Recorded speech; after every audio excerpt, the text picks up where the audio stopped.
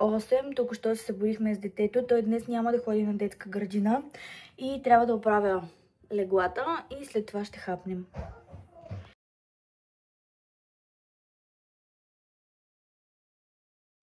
Закуската и за двама днес ще бъде Nesquik. Когато аз съм в кухнята и той отива в неговата кухня и прави закуска също. Това е закуската, която моят главен готвач ми донесе току-що. Айде да видим какво има вътре. Уау! Най-вкусната и здравословна закуска.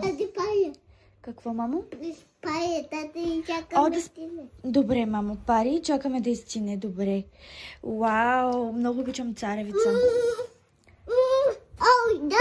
All done! Вече мога ли да хапвам? Мамо. Да, мами. Вече мога ли да хапвам? Да? Благодаря, шеф.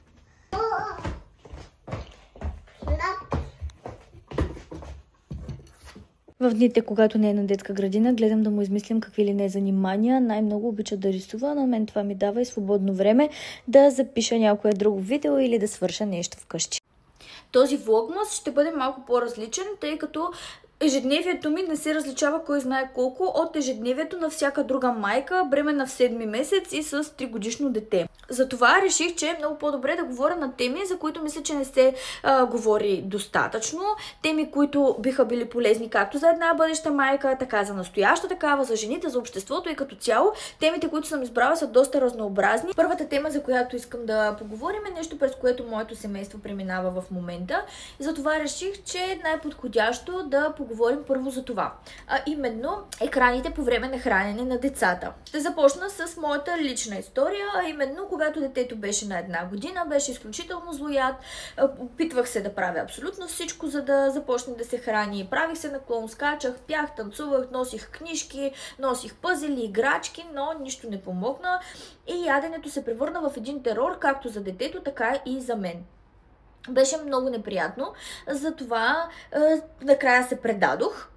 Включих таблета, детето започна да се храни, ядеше абсолютно всичко, което му дам, няма рев, няма истерия, отваря устата, аз бутам лъжицата и всичко беше прекрасно. Всички бяхме много щастливи, много доволни, детето наядено, щастливо играе, спи нормално, всичко беше наред.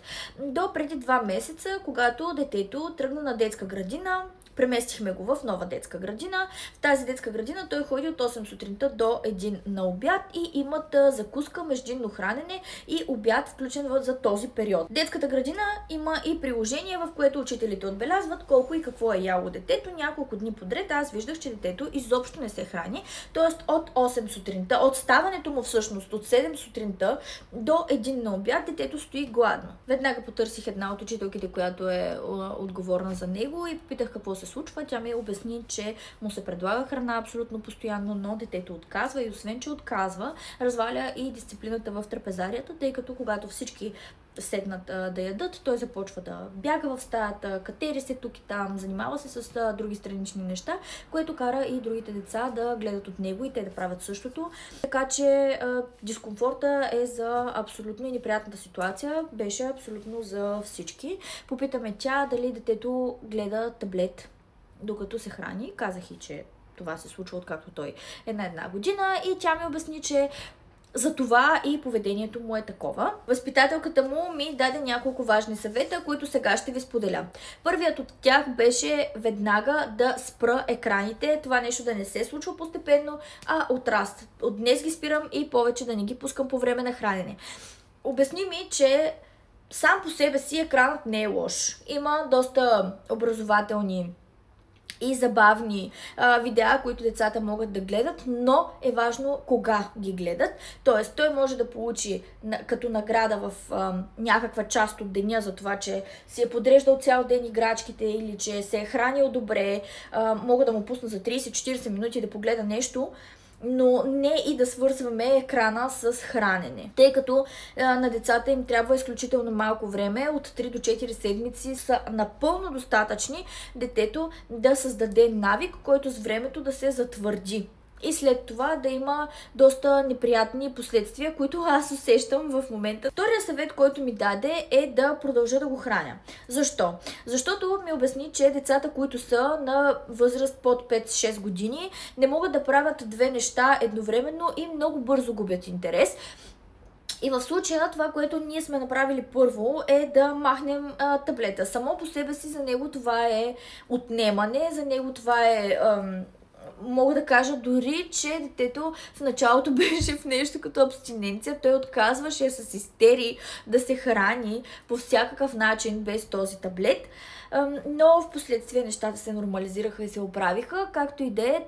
Ми обясни, че тъй като ти му махаш нещо, първо трябва той да свикне с това нещо, което си махнал от него, и чак след това вече, когато е свикнал да яде и спре да търси таблет по време на ядене, чак тогава вече да му обърна внимание на самостоятелното хранене. Веднага казвам и какво се случи при нас. В началото беше много трудно, сега спря по всякакъв начин да си пита за таблета. Опитах няколко пъти да го накарам да яде сам, но нещата не се получават. Обяснявам ви защо. Защото докато детето е гледало екран, то не е обръщало внимание на това, което яде. Може да яде сандвич без проблем. Сутрин, обед и вечер иска да яде само сандвичи, защото в това се чувства сигурен. Когато му сложа някакъв вид зърнена закуска, ако му сложа някаква попара или манджа или супа или каквото и да е друго, той отказва да го яде. Иска или аз да го храня, или просто отказва да го яде, защото за първи път сега тепърва се сблъсква с различните текстури, различните видове храна. За първи път той поглежда надолу и вижда, че пред него има чиния, има вилица, лъжица, чаша и че той трябва да ги използва по някакъв начин. Което ме връща много назад във времето и с терора, който преживяхме, когато той беше на 1 година, но в крайна сметка децата трябва да се научат и най-добрият начин в случая не е най-лесния. Естествено, третия съвет, който ми даде, е да проявя възможно най-много търпение, тъй като това, което се случва, не е защото детето е инато или защото е лошо, а защото децата на възраст между 2 и 5 години имат нужда от постоянни стимули. Те много бързо губят фокус, много бързо нещо им омръзва, търсят постоянно някакво занимание, именно за това и ритуалите ги карат да се чувстват толкова добре, толкова сигурни, защото то знае последователността на всяко едно нещо, защото то се чувства много сигурно в това, което предстои. И в такива моменти, в които детето се храни и гледа таблет, таблета го спасява от скуката, защото храненето не ти носи толкова допамин, колкото ти носи екрана пред теб с звуците, картинките и емоциите. Именно за това се появяват и тези протести, отказа от храна. Но това не е лошо поведение. Това просто е една неврологична реакция към самата свръхчувствителност, която се е случвала до този момент от екрана по време на хранене. Добрата новина е, че това е абсолютно обратим процес и се изисква много търпение от страна на родителите и разбиране към ситуацията на детето, тъй като то се сблъсква с това нещо за първи път. Дори ние като възрастни и зрели хора с зряла нервна система, когато се сблъскваме с нещо за първи път, не реагираме много спокойно и си имаме нашите вътрешни терзания и притеснения. По същия начин и детето, но тъй като те все още не могат да преработват емоциите правилно, при тях може да изглежда много по-силно. В момента то го храня аз, той повече започва да изпитва интерес към храната и да ми задава въпрос: това какво е, това кое е, как се казва и така нататък, което много ме радва. Другото нещо е, че когато опитвам да го насърча да се храни сам, той отказва, иска помощ, все още не се чувства сигурен в това, така че и това ще се случи с течение на времето. Малко по малко ще започне да се храни и сам, когато опознае достатъчно добре храната, която започва да приема. Това е общо взето всичко, което мога да ви кажа по темата. Направете си и вашето проучване. Поговорете и вие с вид специалист, дали детски психолог, дали възпитателката в училището, ако е достатъчно запозната, може да ви даде някакви съвети и насоки. Пренасяме се много бързо в кухнята, където мариновах преди малко няколко свински пържолки и сега ще ги сложа в плик за печене.